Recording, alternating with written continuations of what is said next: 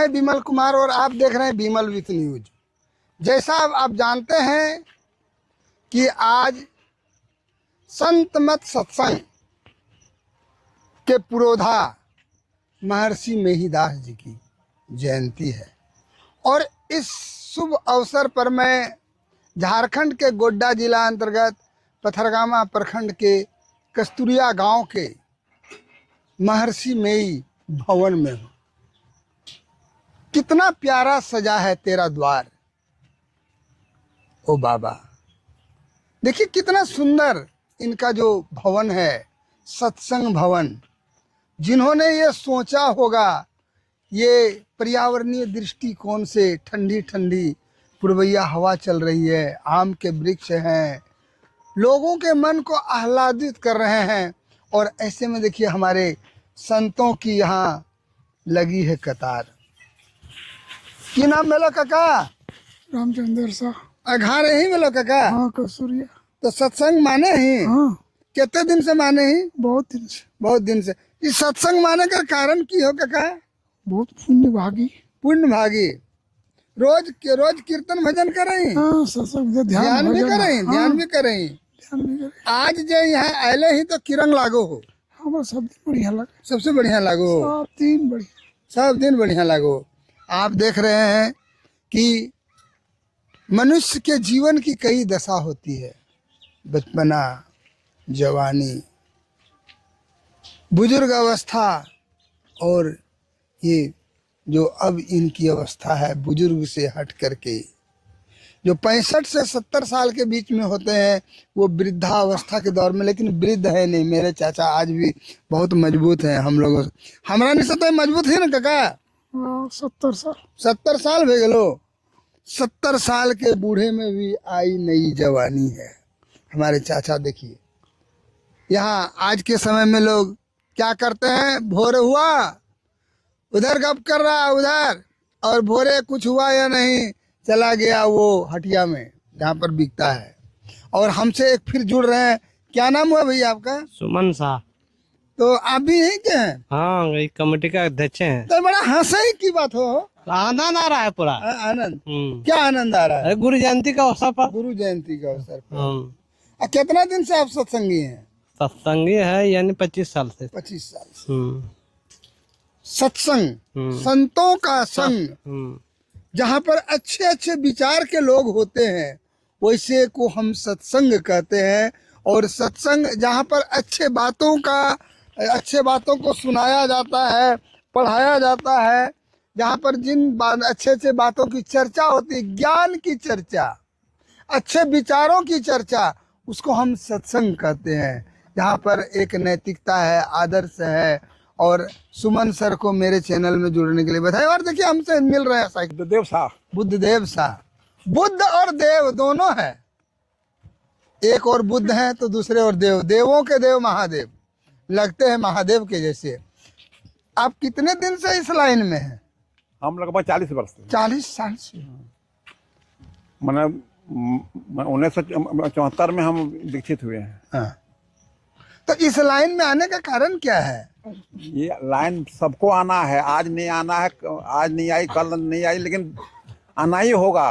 आना ही होगा। हाँ, बिना आए कोई उपाय नहीं है। नहीं आने से कोई उपाय नहीं? कोई उपाय नहीं है। इसका कारण क्या है? हम लोग जैसे जीवन में हम लोग इस कभी देखें, जन्म लिए हैं तो एक दिन तो मरेंगे। वो तो पृथ्वी का ये सत्य है। ये संसार क्यों मारेंगे? ये सृष्टि का नियम है। जो जन्म लिया है वो मरेगा ही। ऐसा नहीं है कि जो संत मत सत्संग को मानने वाले उनकी मृत्यु नहीं होती है, ऐसा नहीं होता है। क्योंकि जीवन के 16 संस्कार है और उसका अंतिम संस्कार मृत्यु होता है। उसको हर व्यक्ति को, हर जीव को, जिसने जन्म लिया है उसको वर्ण करना ही होगा। तो फिर आपको और हमको क्या, आप सत्संगी है तो नहीं होगा? अच्छा, तो जब हम जीवन में सुख चाहते हैं कि नहीं चाहते हैं? कौन व्यक्ति ऐसा है जो दुख चाहता है? अच्छा, जीवन के बाद हम लोग दुख चाहते हैं कि सुख चाहते हैं? आप जीवन के बाद को आप किसने देखा है? जरूर देखा है। नहीं, ये आपकी कल्पना है। ये आपकी एक कल्पना है। नहीं, कल्पना। अच्छा, जब हम लोग जीवन में यहाँ आए हैं। हाँ, ये कहिए कि हम जीवन में आए हैं तो कुछ काम करो, सुंदर काम करो। अच्छा, सुंदर सपना देखो। कभी सोचे?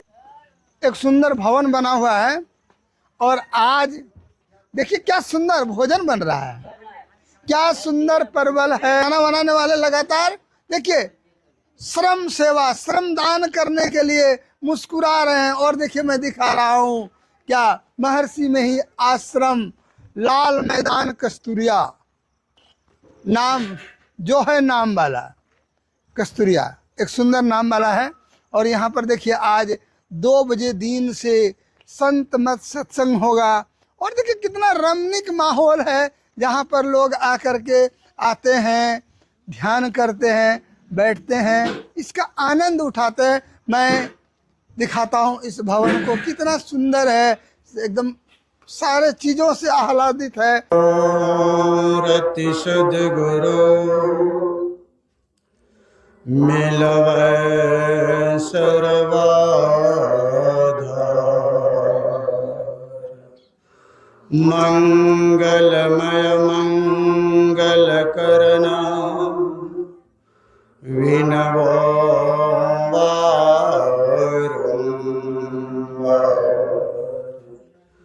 ज्ञान उदय ज्ञान घन सद्गुरु शंकर नमो नमो बहुबारहि सकल सुकोचन हो। 20वीं सदी के महान संत सद्गुरु महाराज के चरण कमलों में सह सह दंडवत, मंच पर विराजमान महात्मा गणों की चरण कमल। रामचरितमानस सारस्वतिक प्रथम सोपान बालकांड से हम लोग सुन रहे थे कि बंदो गुरुपद कंज कृपा सिंधु नर रूप हरि, महामोहतम पुंज जासु वचन रवि करणी कर।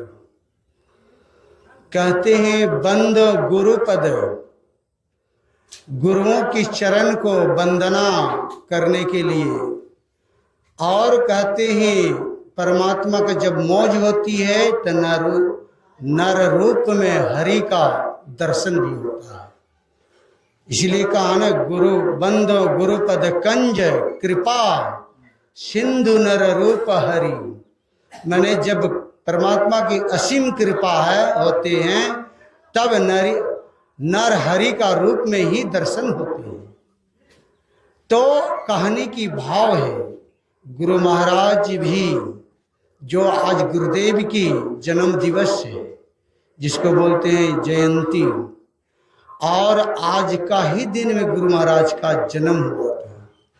और जो जन्म हुआ था तो कहते हैं ये जो हमारी जो भारत की धरती है, जितने संत का अवतरण हुआ है तो हमारा भारत में ही ज्यादा हुआ, और विदेश में देखिए खोजिए कहीं नहीं हुआ।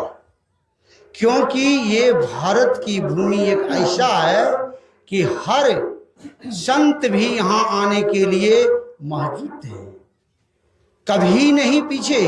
आप देख लीजिए सूर कबीर, चाहे पलटू, चाहे मीराबाई, चाहे सहजोबाई, किसी को आप ले लीजिए, आगे जाइए फिर देखिए गौतम ऋषि, चाहे आप वाल्मीकि ऋषि, चाहे आप कितनों देखिए वशिष्ठ मुनि, चाहे विश्वामित्र मुनि, मार्कंड ऋषि, ये सब अपना भारत में ही हुआ है। जितने ऋषि का अवतरण हुआ है अपना भारत ही भूमि में हुआ है। कि भारत की एक ऐसा मतलब जमी है कि संसार की भूमि है, इसमें एक ऐसा है कि कहने की बात और कुछ है। यहाँ हम लोग का कहते हैं कि भारत एक देश जैसे कहलाते हैं, और फिर भारत माँ भी कहलाते हैं, और एक यहाँ उपाध्यक्ष है कि भारत माता भी है, और हमारी माँ बहन का भी स्वरूप भारत की ही स्वरूप में आते हैं। जब एक बार संत गए विदेश, और विदेश जब गए तो वहाँ का विदेशी ने पूछा महाराज जी से कि महाराज जी आपकी भारत में ही संत क्यों अवतरण होता है और देशों में क्यों नहीं होता है? तो कहने की कृपा किए वो कि भारत एक ऐसा भूमि है वहाँ करा संत से लेके भगवान तक अवतरण होता है, लेकिन वहाँ का जो भूमि है एक माँ का स्वरूप है। भारत माता बोलते हैं हम लोग को भारत माता कहा जाता है यहाँ। और भारत वर्ष भी और माँ की उपाधि से है ये भारत में। भारत भूमि भी कहते हैं, भारत माता भी कहते हैं। भारत का तुलना माँ से जुटा हुआ है। इसीलिए कहा कि आपकी देश में इसीलिए नहीं होता है, आपका विदेश में लोग संत अवतरण होना चाहता है, यहाँ भी जन्म लेना चाहता है, लेकिन यहाँ का माँ का उपाधिश ही नहीं मिलता है, क्योंकि विदेश में कोई माँ का उपाधिश नहीं है। जिस तरह हमारी भारत में भारत माता बोलते हैं, माता की यहाँ भारत में उपाधिश जोड़ा गया है। इसीलिए संत और भगवंत यहाँ के लिए ललायित रहता है। इसीलिए उस संत ने कहा कि आपका देश में भी परमात्मा बोलिए चाहे संत बोलिए अवतरण होना चाहता है, लेकिन यहाँ देखता है कि माता का उपाधिश है ही नहीं। विदेश में आप जानिए, विदेश में कोई नहीं कहता है माता बहन की उपाधिश नहीं है। वहाँ तो अपना संस्कार खाली रचने के अंदर लगाया है, खाली समय की अनुसार वो जीता है, खाता है, सोता है और बाल बच्चा भी पैदा करते हैं। वही से उसी उतने तक लोग को सीमित है। लेकिन हमारी भारत में माँ बहन इतने भक्ति करते हैं। आप देख लीजिए मीराबाई को, मीराबाई इतने भक्ति में लीन हो गई, कहते हैं उनकी गुरु कौन थे? रविदास। इसीलिए ने कहा नर्तन फल पाए, नर्तन बड़ा अच्छा है, नर्तन बड़ा अच्छा भजन मिलता है तो भक्ति भाव में लग जाते हैं। जिस तरह मीराबाई जब अपने गुरु को धारण किया रविदास को, लेकिन उनकी पति कौन थे? मीरा का पति राणा, जिसने विष का प्याला भेजा था, लेकिन जिस दासी से भेजवाया था दासी हिदायत कर दिया था कि रानी इसमें विष जहर मिलाया हुआ है, मत पीजिए। लेकिन वह इतने प्रेम भाव था, भक्ति में लीन थे, वो हंसते हंसते पी लिया, लेकिन कुछ नहीं हुआ। और इतनी वो भक्ति में लीन हो गई कि कहते हैं बावरी बन गई, गली गांव सब में घूम घूम के भजन गाती थी, झूमती थी। हुआ सुखदेव मुनि माँ के पेट में बोलता 12 साल रहा था, अभी तो 9 साल 9 महीना 9 दिन कि 9 महीना 10 दिन नहीं रहता है। किसी किसी को माँ बनकर 7 महीने में कहते हैं बच्चा जन्म ले लेते हैं, और वो 12 साल तक रहा दबक कर, 1-2 साल नहीं। और जब भगवान व्यासदेव प्रार्थना करते हैं कि कितने दिन आप माँ के पेट में रहिए, बाहर तो निकलिए, बोला यहाँ माया की खेल चल रहा है, यहाँ हम निकलेंगे नहीं, और जैसे निकलेंगे तो माया छोड़ेगा नहीं, इसीलिए हम निकलेंगे नहीं। बहुत अर्जी विनती करने के बाद निकला, तो जन्म तो लिया। अब समझ सकते हैं सुखदेव मुनि कितना बड़ा होगा, बच्चा जन्म कितना बड़ा लेता है, 1 से 1.5 बित्ता, हाँ खूब तो 1 फुट।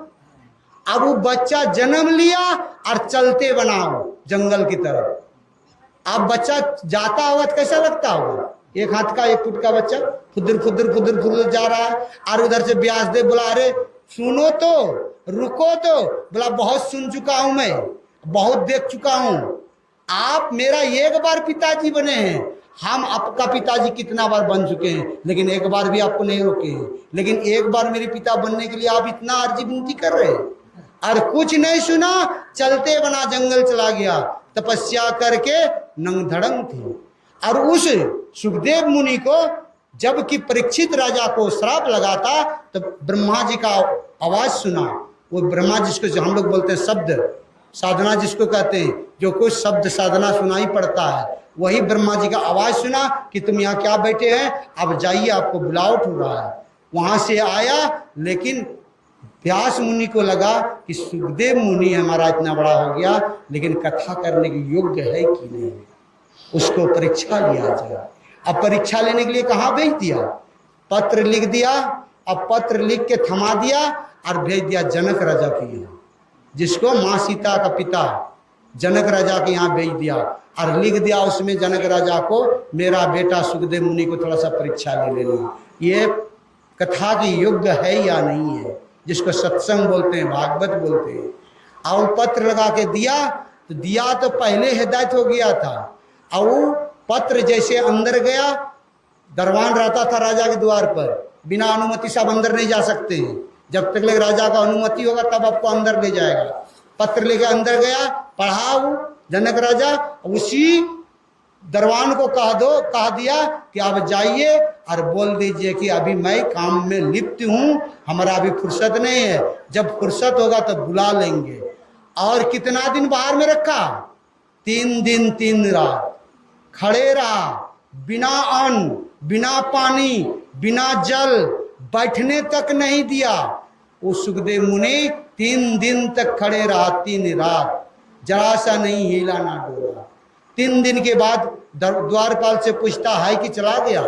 द्वारपाल बोलता, महाराज ऐसा तो संत पहला बार देख रहा हूँ, 3 दिन तक लग ना हिला ना डोला, ना बैठा ना उठा, न पानी तक मांगा, न खाने तक मांगा। तब बोला कि ठीक है अंदर बुला लीजिए। अंदर जब बुलाया तो उसको आलीशान मकान था, आलीशान मकान में अंदर भेज दिया। और वह यहाँ तो एक से एक अप्सरा थी, जिसको बोलते हैं हम लोग, एक से एक माँ बहन का अप्सरा था, उसके बीच में लगा सुखदेव मुनि के छोड़ दिया। जबकि हम लोग को कहते हैं महात्मा सब कि दोपहर में हम बोल रहे थे गाछ के पास, जहाँ एक महात्मा रहेगा वहाँ एक माँ भी नहीं रहना चाहिए, और जहाँ एक माँ रहता वहाँ एक महात्मा भी नहीं रहना चाहिए। इससे प्रकृति खराब होता है। इसीलिए इसमें भी आया है जैमिनी मुनि, जिसको जैमिनी व्यासदेव का ही शिष्य हैं जैमिनी मुनि, इसीलिए उसको उतने मतलब अप्सरा के बीच में छोड़ दिया। कोई पंखा झिला रहा है, कोई सेवा कर रहा है, कोई बगल में ही बैठा है, हंस रहा है, खेल रहा है, सुखदेव मुनि को कोई प्रभाव नहीं पड़ा। 2 दिन के बाद फिर जाते हैं वो जनक राजा, देखता है कि कोई प्रभाव इसके अंदर नहीं पड़ा। बोला महाराज आपको परीक्षा क्या लेंगे, आप तो परिपूर्ण महात्मा हैं, अब करने की योग्य क्या। पिताजी लिख के भेजा है, उसी पत्र में उल्टा के लिख दिया कि सुखदेव मुनि को परीक्षा नहीं, परीक्षा क्या लेंगे, ये परीक्षा से परे है, ये परीक्षा से परे हैं। इस भागवत कथा की कुछ भी कर सकता है ब्रह्मांड में। और वही गया और परीक्षित राजा को वो ऐसा कथा सुनाया कि उसको जो 7 दिन का लिखा हुआ था, जो नाक से उसको डसा जाता। अब पूछता वही सुखदेव मुनि कि बोलिए राजा परीक्षित, मरने से क्या भय रहता है। बोला कि मुझे भय नहीं लग रहा है महाराज, मुझे तो आप अमर बना दिए, जो अमृत पिलाए हम तो अमर हो गए। और ऐसा कथा सुनाया कि उसको अमर बना दिया। उसी के अंतिम में मरता है, जैसे कि जैमिनी मुनि व्यासदेव एक श्लोक लिखा, जो श्लोक निकला उसके जवान से मुंह से, जो श्लोक निकला कि विद्वानों का कभी कभी घष्टिया सकता है, ये व्यासदेव के मुंह से श्लोक निकला। तो वही लिख रहे थे जैमिनी मुनि, वही सवाल तुरंत कर दिया कि विद्वानों को कभी नहीं घष्टिया सकता है, विद्वान आदमी को भी गिरा सकते हैं। लेकिन व्यासदेव यहाँ कहते हैं विद्वानों को कभी कभी घष्टिया सकता है। बोला तुमको लिखना है लिखो, नहीं लिखना छोड़ो। जैमिनी मुनि बोला कि नहीं, इस श्लोक को आप सुधार करके बोलिए। बोला तुमको लिखना है तो लिखिए, नहीं लिखना है। 8800 श्लोक महाभारत में श्लोक लिखवाया, उसमें से एक श्लोक ये है। तो कहा कि तुमको लिखना है लिखो, नहीं लिखना छोड़ दो। जैमिनी मुनि छोड़ के चले गए।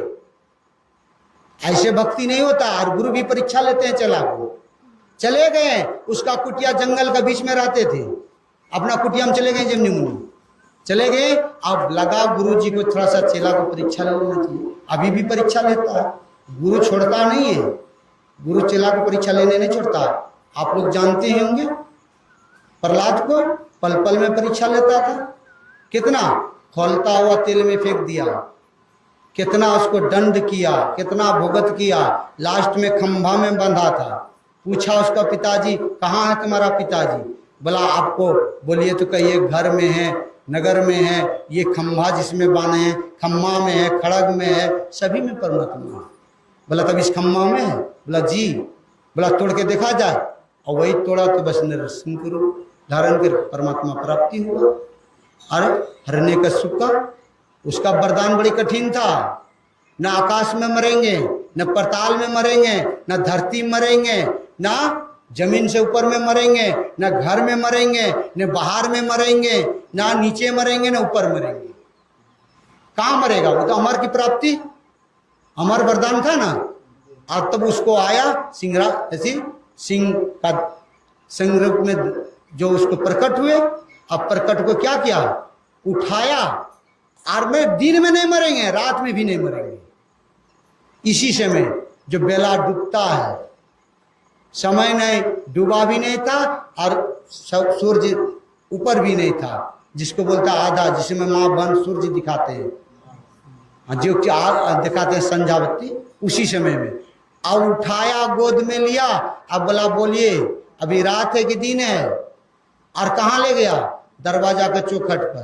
बोला घर है कि बाहर है, अंदर है कि बाहर है, ना ऊपर है ना नीचे है, वही जांग पर रखा, विदा दिया। देखिए कैसे परीक्षा लेता। उसी को प्रहलाद को कितना कष्ट दिया था। वही व्यासदेव ने अपने जेमनी को परीक्षा लेने के लिए दूसरे दिन क्या किया? 16 साल का एक नवजुवक की लड़की बन गई। व्यासदेव भगवान का स्वरूप है, उसका नाम भी है द्विपायन। व्यासदेव का द्विपायन नाम है, व्यासदेव है, और भी नाम है।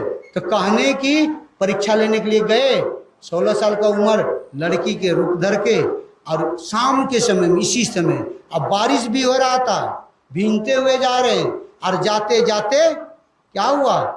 चिल्लाया कोई है तो बचा लीजिए, कोई है तो बचा लीजिए। अब भींज गया, ठंडी के मौसम में थरथरा रहा है। जेमनी लगा कि इस समय जंगल में कौन आ रहा है? निकल कर देखा बारिश हो रहा है। बोला ये पागल कहाँ आ रही है इतना रात में जंगल में? अब बोलता है कोई है तो बचा लीजिए। यार जंगले तरफ जा रहे थे, उसको कुटिया तरफ गया, और गया तो बुलाया जमनी मुनि, आइए इधर आइए आइए। पूछा तुम्हारा बाप माँ है कि नहीं? बोला मैं अनाथ बच्चा हूँ, हमारा कोई दुनिया में नहीं। बोला यहाँ कहाँ जाएगी जंगल में? बोला जहाँ ले जाएंगे गुरुदेव, भगवान जहाँ ले। रात में बहुत हिंसक प्राणी रहता, मार देगा, यहीं रह जाओ। अपने कुटिया में रखा, एक ही रूम था, बरंडा था इसी तरह। बोला अंदर जाओ, और अंदर जाके कपड़ा पलट लेना, और हमारी जो कपड़ा पहन लेना, इसको नुचड़ के सूखने दे देना, और यहीं रात भर रह जाओ, सुबह चले जाना तुम। बोला ठीक है, ठीक है। अब जब रात बीती, रात जब बीत गया, अब बीतने के बाद जेमनी मुनि कहाँ रहेगा? बरंडा में। बोल दिया कि कोई भी बोलेगा दरवाजा खोलने के लिए नहीं खोलिएगा, हम स्वयं बोलेंगे तो नहीं खोलिएगा। बोला ठीक है। भीतर से दरवाजा लगा लिया, और लगा के बैठल था, चाहे सोइए गया। अब बस जब आधी रात हुई, आधी रात होने